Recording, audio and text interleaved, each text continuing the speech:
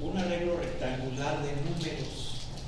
Y ustedes van a decir, bueno, ¿para qué jodidos sirven las matrices? ¿Qué utilidad tienen? La multiplicación, la inversa, la suma, todo eso, ¿para qué me sirve? Pues es que tiene muchísimas aplicaciones en ingeniería, en ciencias. Entonces aquí, por ejemplo, vamos a ver algunas de ellas. Y vamos a iniciar con eso que se conoce como matrices estocásticas, que en cierto modo ya las comentamos, pero fue así muy por arribita. Las matrices estocásticas se aplican mucho a fenómenos probabilísticos o estocásticos. Básicamente ese es el significado de estocástico, probabilístico, ¿sí? ¿Y cómo es esto? Bueno, pues la cuestión es de que muchas cosas que ocurren o que se analizan, no tanto en la naturaleza, sino desde un punto de vista económico, social, industrial, pues son fenómenos de este tipo. Por ejemplo, incluso hasta fenómenos de la naturaleza. Por ejemplo,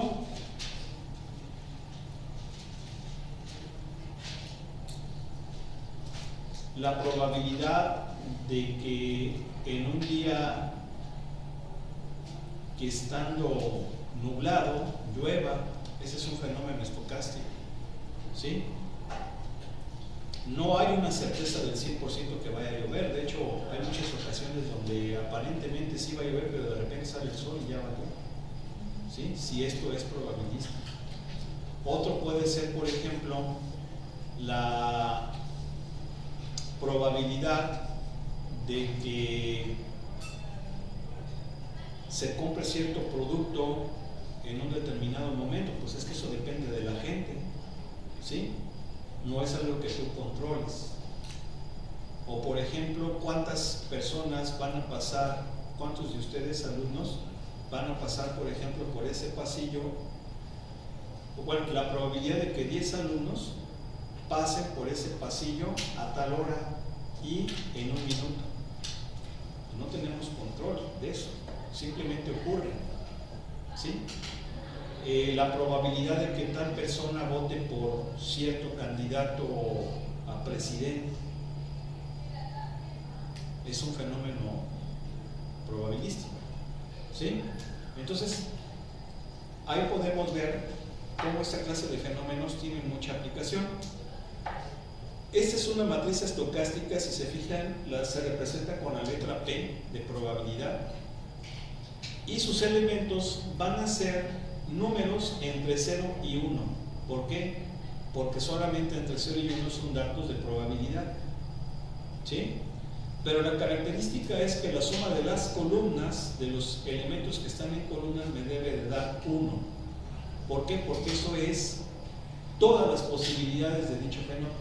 Y la suma de todas las posibilidades o todas las probabilidades siempre da 1, que viene siendo el 100%. ¿Queda claro? Ahora, ¿cómo vamos a armar este tipo de matrices? Si se fijan, aquí tenemos estas heces.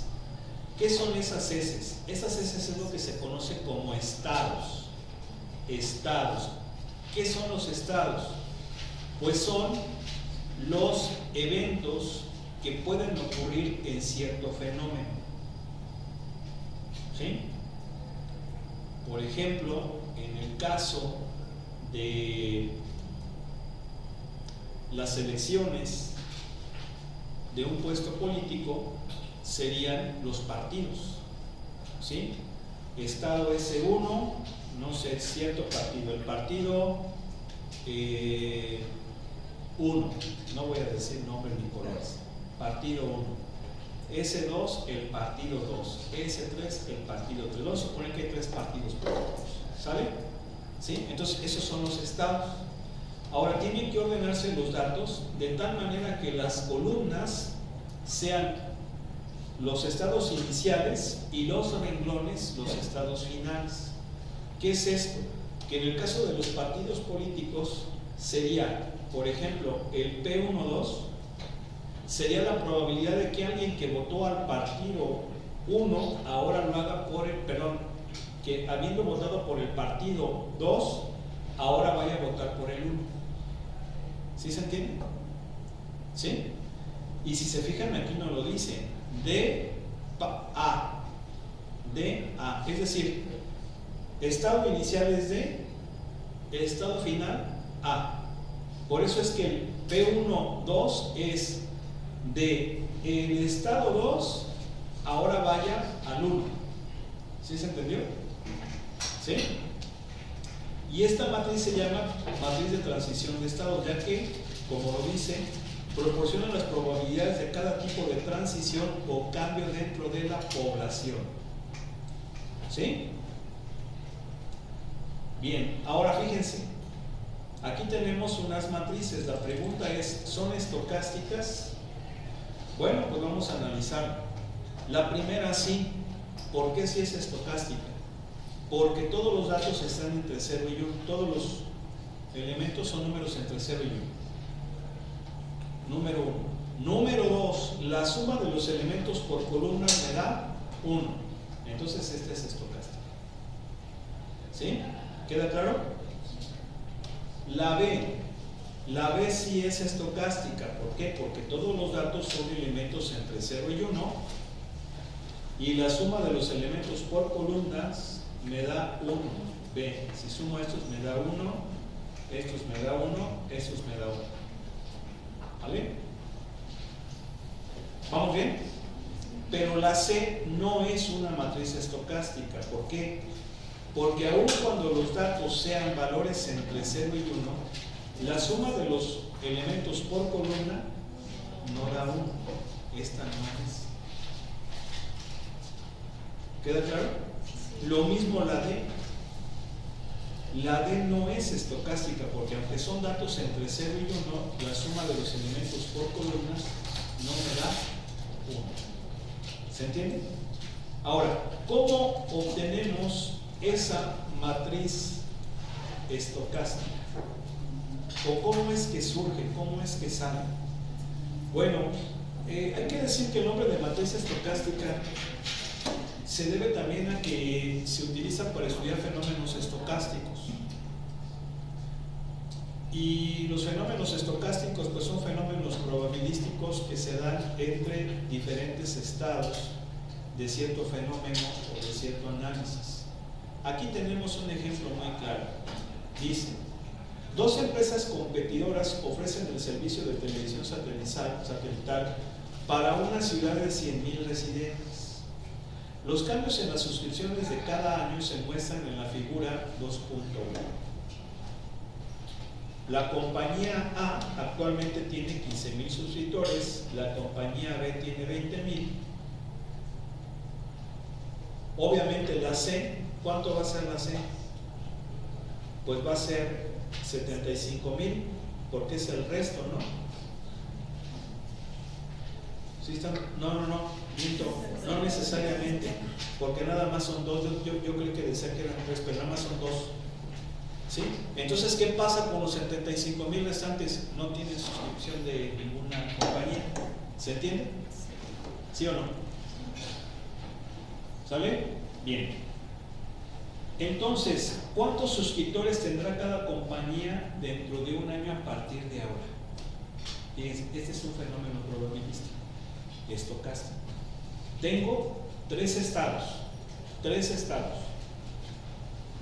Suscriptores de empresa A, suscriptores de la empresa B y ninguna.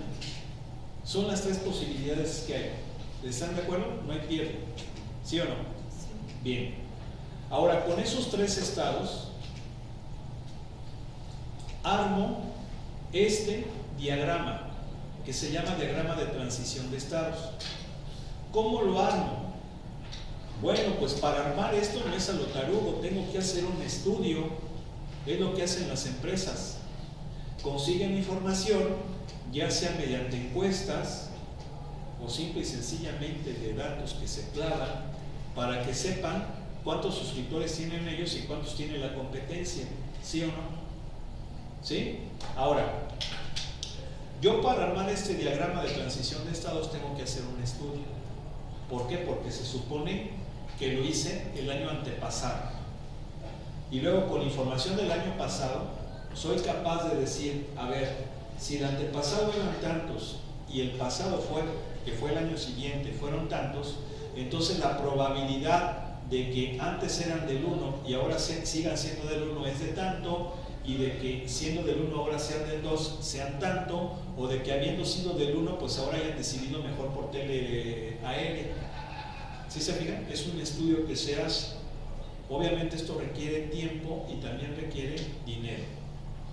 Pero con ese estudio vamos a suponer que cierta empresa la hace y dice, a ver, para la compañía A el 70% sigue siendo de A.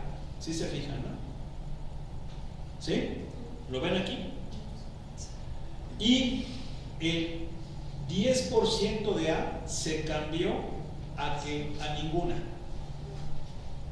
El 20% de A se fue a la B.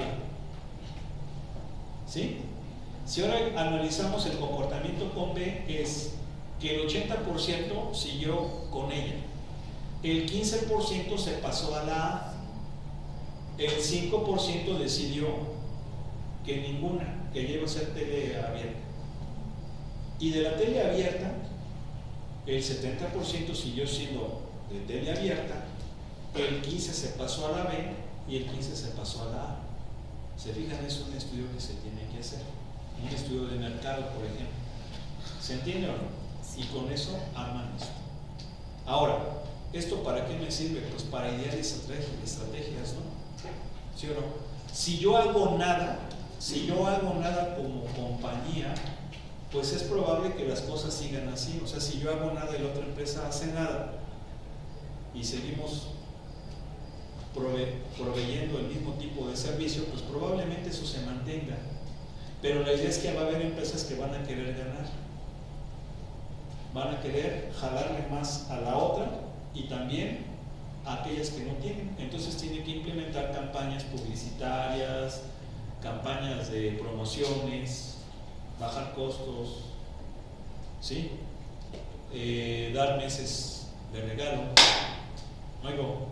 ¿sí? Entonces, ¿cómo le hace para tomar esas decisiones? Pues con este tipo de matrices. Fíjate, en las matrices estocásticas básicamente vamos a condensar la información del diagrama de estados en forma de matriz. Fíjate, de la A y que sigan de A, dijimos que es ¿qué cosa? El 70%. Entonces, de A a A es el 70%. ¿Sí? De A para que se cambien a B fue el 20%, punto 20. De que estando en A se vayan a ninguno es el 10%. Aquí está. ¿Se bien? Luego, vamos con la segunda columna que corresponde a la compañía B, al segundo estado. De B a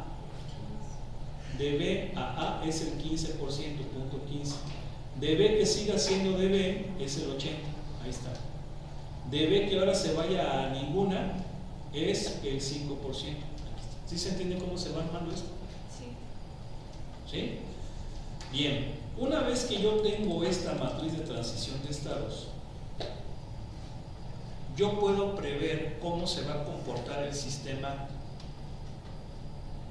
en diferentes horizontes de tiempo.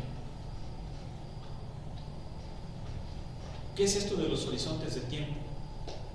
Bueno, pues si por ejemplo el estudio lo hice anual, mi horizonte de tiempo va a ser anual. El horizonte de tiempo de cada fenómeno va a depender de la naturaleza misma del fenómeno. Por ejemplo, si son elecciones políticas en un país, por no dar nombres, porque pues no vale la pena amargarse la noche. Si estoy hablando de países donde, por ejemplo, las elecciones son cada 2 años, el horizonte de tiempo es de 2 años. ¿Sí se entiende? ¿Sí? O si son 4 años, pues son horizontes de tiempo a cada 4 años. ¿Sí? ¿Queda claro? Por ejemplo, la cantidad de servicios que da una empresa, vamos a suponer que ofrece 3 tipos de servicios una empresa, y entonces quiere saber la probabilidad de que le van a pedir tal servicio, pero por semestre. Entonces el horizonte de tiempo es 6 meses. ¿Sí se entiende? Si por ejemplo tú quieres hacer un estudio de saber cuántos accidentes hay en cierta avenida, pues obviamente los estados son accidente, no accidente. ¿Sí están de acuerdo? Son los únicos. Entonces vamos a suponer que lo quieres hacer por semana. ¿Cuántos accidentes? La probabilidad de que haya accidentes por semana o por mes. Esos son los horizontes de tiempo. ¿Queda claro? Y obviamente va a depender del tipo de estudio que se haga. ¿Sí se entendió o no? Bien. Pues vamos a suponer que esto es anual, ¿verdad? Sí, porque era lo que nos decía. Dentro de un año, es anual. ¿Sí están de acuerdo? Entonces fíjense, ¿para qué me va a servir esta información? Una vez que tengo la matriz de transición de estados, voy a establecer el vector inicial de estados. ¿Cuál es el vector inicial de estados? ¿Cómo se comporta la población en base a esos estados involucrados en el fenómeno que estoy estudiando? Es decir, son 3 estados y hay una población inicial. ¿Cuál es esa población inicial? Que 15,000 personas, 15,000 suscriptores están con A, 20,000 con B y 65,000 con ninguno. Ese es el estado inicial. ¿Sí están de acuerdo? ¿Sí? Bien. Si yo quiero saber cómo se va a comportar la población dentro de un año, lo que tengo que hacer es multiplicar la matriz estocástica por el vector de transición de estados. ¿Por qué? Pues porque este es 3 por 3 y este es 3 por 1. Tiene que ser esta por esta, no al revés. ¿Se entiende? ¿Sí o no? Y al multiplicarlo, aquí está, fíjate lo que me va a dar. Me va a dar este nuevo vector que va a ser el vector de estado, pero para el siguiente año, y me va a decir cómo, en base a esa información que tuve, se va a comportar la población. Y la conclusión sería que 23,250 ahora la compañía va a tener 23,250, la B 28,750 y ninguno 48,000. ¿Qué me refleja este dato? Que en un año hubo gente que decidió suscribirse a una de las 2 empresas. ¿Sí? ¿Por qué? Porque ambas aumentaron. ¿Se fijan que ambas aumentaron? ¿Cuánto aumentó A? 8,250. ¿Cuánto aumentó B? 8,750. Aumentó más B.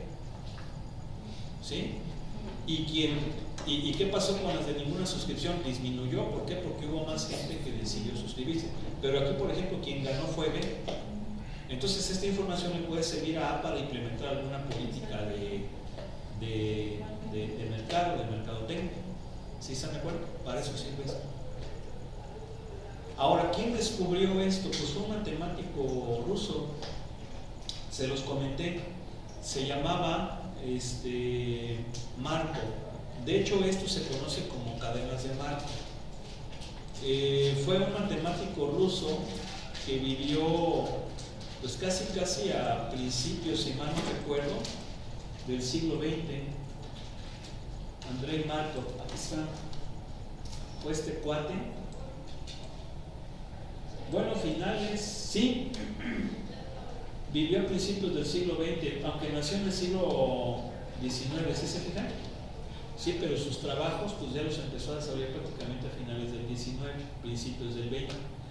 Fue este cuate, y trabajó con los procesos de Markov. Mira, teoría de la probabilidad.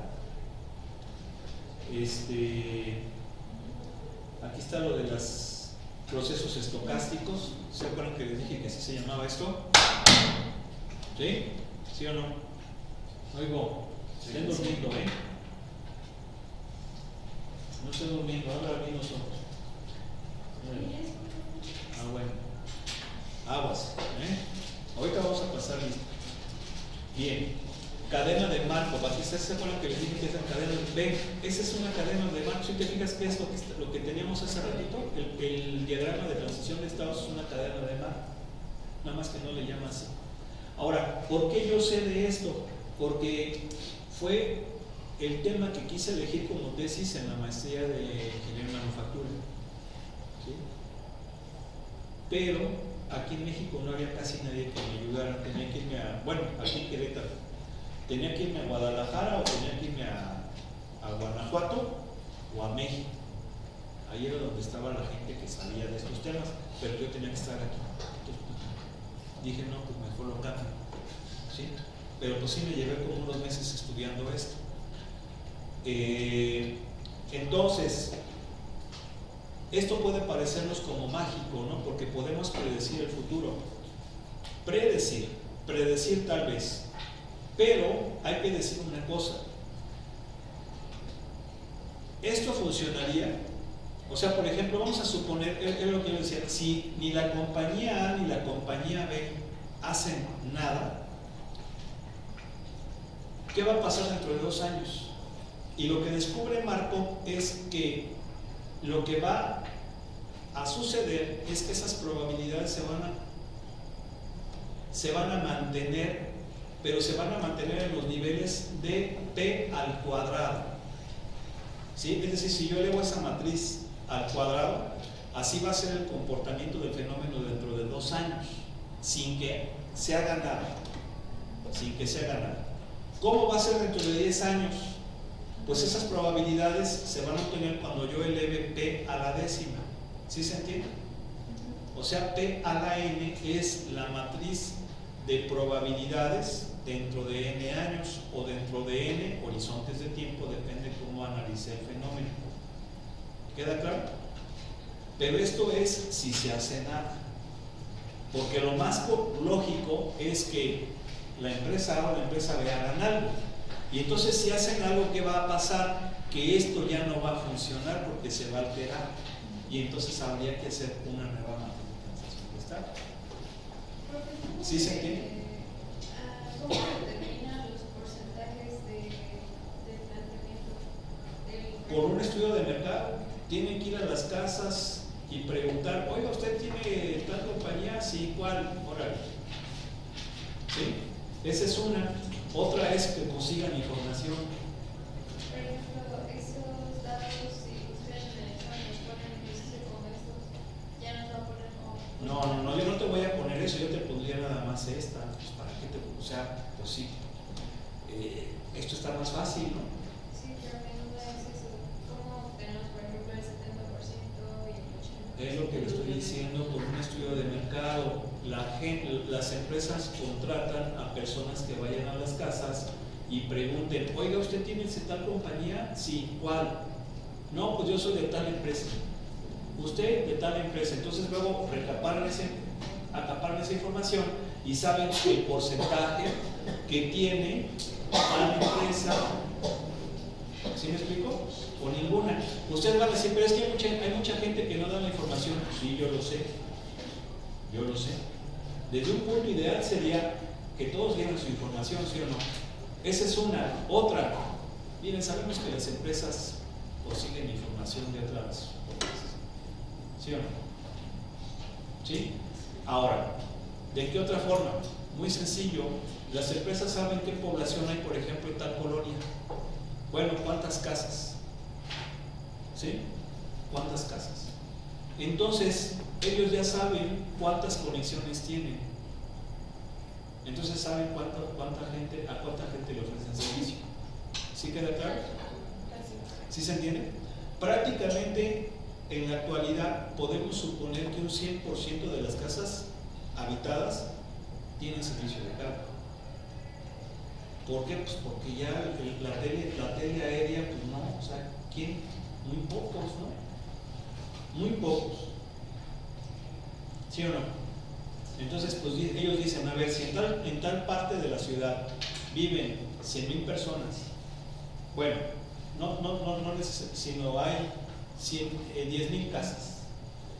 Porque acuérdense que su visión es por casas. Claro que también hay casas donde tienen,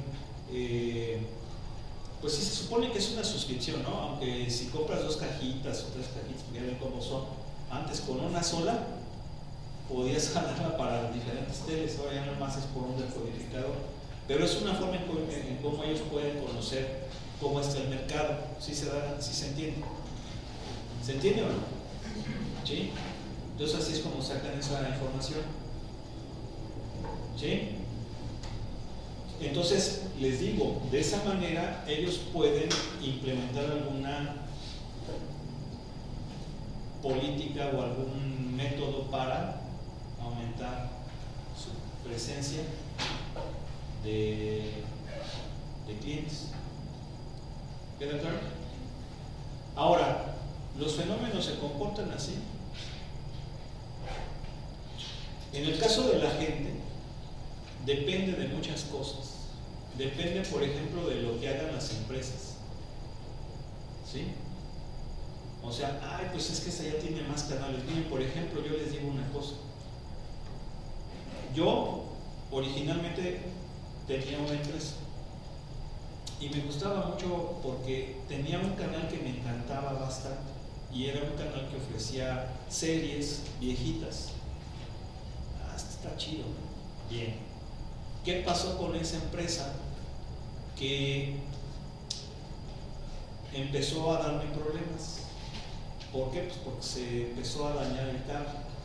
Entonces les avisaba, oigan, ¿saben qué? La conexión la tengo mal, necesito que vengan y esto y lo otro. Tardaban, ¿sí? Tardaban. Luego, cuando llega el técnico, o sea, nefasto el tipo, porque en vez de arreglármelo a mí se lo arregló al vecino.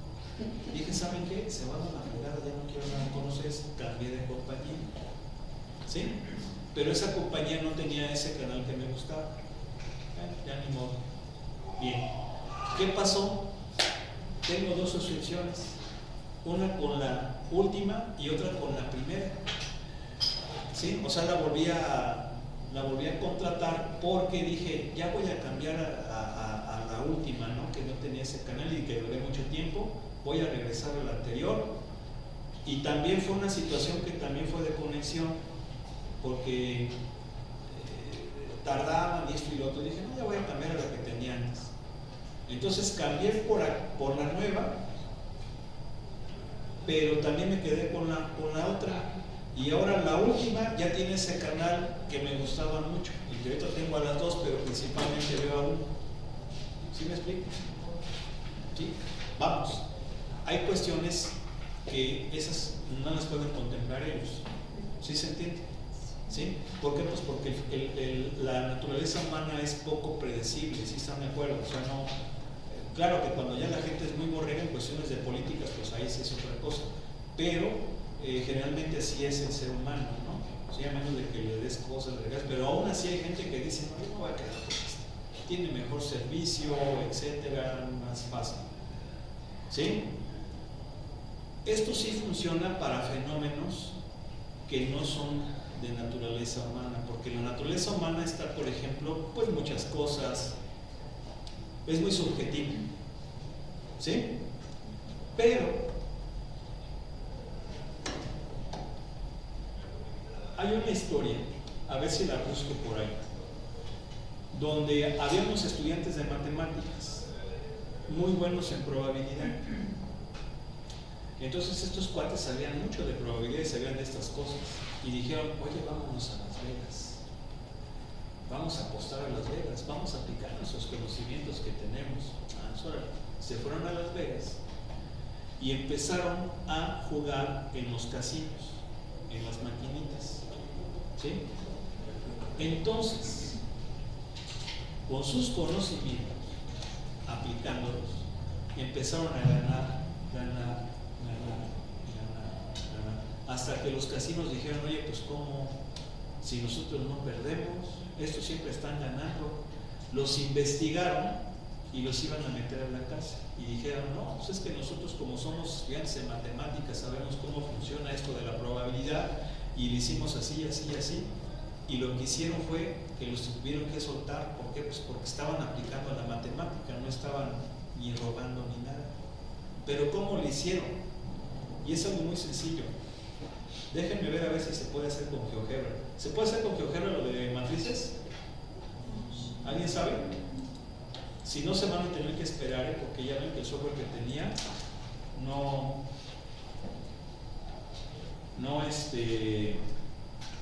está inhabilitado ahorita. A ver, matrices. Vamos a ver. No, pero yo quiero recursos, probabilidad. No, matrices. A ver, vamos a ver si tiene aquí lo de matrices. Calculadora. A ver, buscar matriz.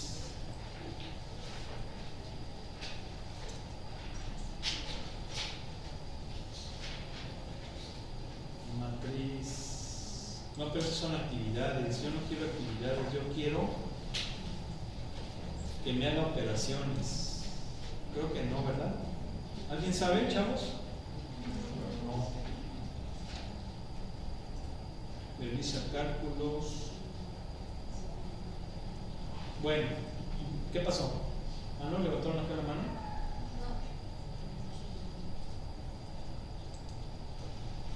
¿Alguno de sus profes que se haya metido con matrices con GeoGebra? Bueno, ni modo, se van a tener que esperar.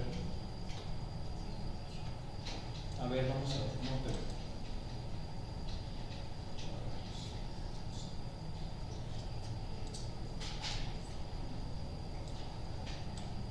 No, pues sí, pero esto que... Esos son como... A ver. Vamos a ver si se puede.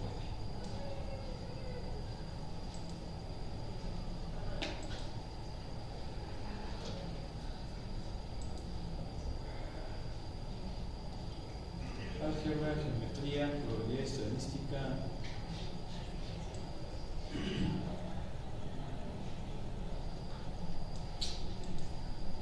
A ver, multiplicación. No.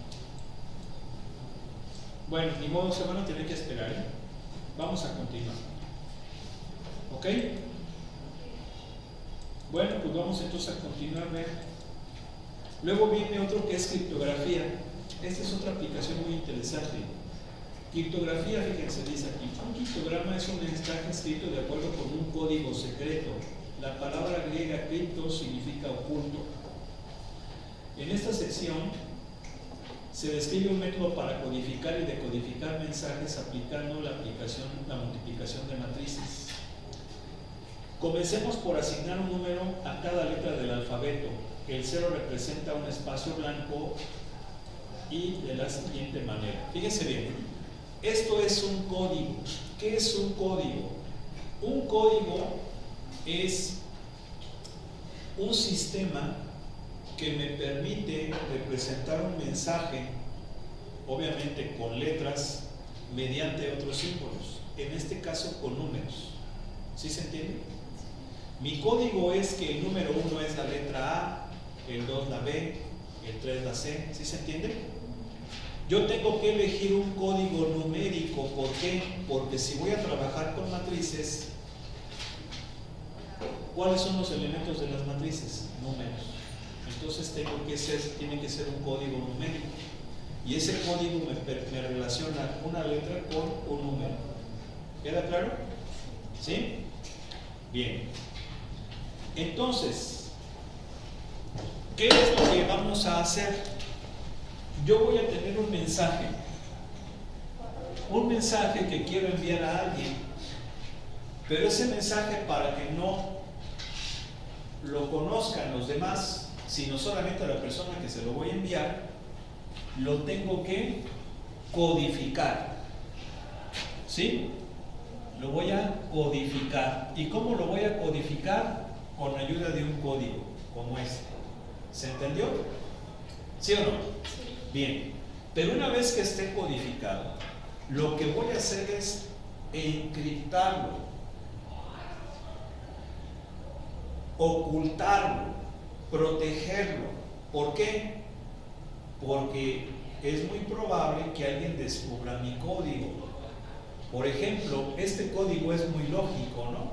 ¿Sí o no? Pues obviamente a cada letra del alfabeto le doy un número y se los estoy dando de acuerdo al orden de las letras. Entonces eso es muy fácil que cualquiera lo suponga y por lo tanto si consigue mi mensaje pues logra saber qué es lo que envié. Entonces tengo que ocultarlo. ¿Sí queda claro? Entonces eso se llama encriptar. ¿Y cómo lo voy a encriptar? Multiplicando la matriz de mi mensaje, es decir, mi mensaje lo voy a codificar y lo voy a construir como una matriz y lo voy a encriptar multiplicándolo por una matriz que solamente yo voy a conocer, y de esa forma si alguien recibe esa matriz no va a saber qué es lo que dice. ¿Por qué? Porque solamente yo conozco esa matriz que utilicé para encriptar. ¿Sí se entiende? ¿Sí? ¿Qué va a pasar? Que ese mensaje encriptado en forma de matriz lo voy a enviar y lo va a recibir a quien yo se lo quiero enviar. Pero esa persona necesita desencriptarlo, necesita conocerlo. ¿Y cómo lo va a desencriptar? Si lo encripté por una matriz, tendrá que multiplicar la matriz encriptada por la inversa de esa matriz que yo utilicé para encriptar. ¿Para qué? Para que se cancele y entonces obtenga la matriz del mensaje. Y como aquella persona va a conocer mi código, va a recuperar lo que yo le estoy enviando. ¿Se entiende cómo es la idea? Si ustedes se fijan, esto pasa así. ¿Por qué? Porque cuando tú, por ejemplo, vas a utilizar una contraseña, los hackers, los delincuentes, inmediatamente sabían que la gente siempre utilizaba números como 1, A, B, C, 3. ¿Sí se fijan? ¿Sí? Ya. Eso es muy, muy psicológico. Entonces, ¿qué pasa? Que sabían tu código. ¿Sí están de acuerdo? Era muy fácil que ellos recuperaran eso. ¿Por qué? Pues porque es algo muy, muy psicológico. Saben que mucha gente se te piden, pon una contraseña de 4 dígitos. Pues mucha gente va a poner su fecha de nacimiento, o va a poner, por ejemplo, 1, 2, 3, 4, o va a poner 2, 4, 6, 8, o va a poner los primeros primos, 1, 3, 5, 7, ¿sí? O puede poner el 1A, 2B. Es muy lógico, ¿sí? Entonces, ¿qué es lo que ahora dicen? No, tiene que tener 8 caracteres y utilizar un carácter especial. ¿Para qué? Para que lo encriptes, ¿sí? Sea más difícil, lo ocultes. ¿Sí se entiende? Entonces eso es lo que se está haciendo aquí. Lo estoy ocultando. ¿Con qué? Con una matriz que solamente yo conozco. Y obviamente a quien le voy a enviar mi mensaje, le voy a mandar esa matriz o la inversa de esa matriz que yo utilicé para que deshaga ese producto y recupere la matriz original con el mensaje y sepa qué es lo que le estoy diciendo. ¿Queda claro? ¿Sí o no? Entonces, esto fue lo que pasaba mucho en la guerra, la criptografía. Entonces, fíjate, codificas, encriptas, desencriptas y recuperas el mensaje. Eso es lo que vamos a ver más adelante. Aquí hay una lectura. Dice, debido al uso intensivo de Internet para realizar negocios, la seguridad en Internet es de capital importancia. Si un actor malicioso recibiera información confidencial como contraseñas, números de identificación personal, números de tarjetas de crédito, números de seguridad social, otros bancarios, secretos corporativos, los efectos podrían ser dañinos. Para proteger la confidencialidad e integridad de la información, las formas más populares de seguridad de Internet utilizan encriptación de datos. El proceso de codificar información de modo que la única manera de codificarla, además de un ataque de fuerza bruta por desgaste, es el uso de una clave.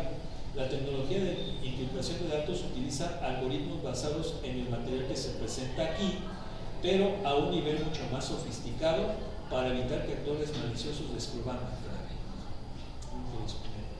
¿Sí? Sin embargo, hay que decir una cosa: quienes controlan las Big Tech, Internet o Google o Facebook, YouTube, tienen las claves de uno. ¿Sí? Tienen las claves de uno. Los mismos bancos. Sabemos que los mismos bancos tienen esa información. Ellos te dicen, no, no es confidencial, vamos, es que ellos tienen acceso a todo eso. Si ellos quisieran, pueden borrar lo que nosotros tenemos. Eso sin ningún problema. Obviamente aquí pues no te queda otra más que confiar en esas grandes empresas de que no lo van a hacer. ¿Sí? Pero incluso por ahí se menciona de que puede llegar a ser, ¿no?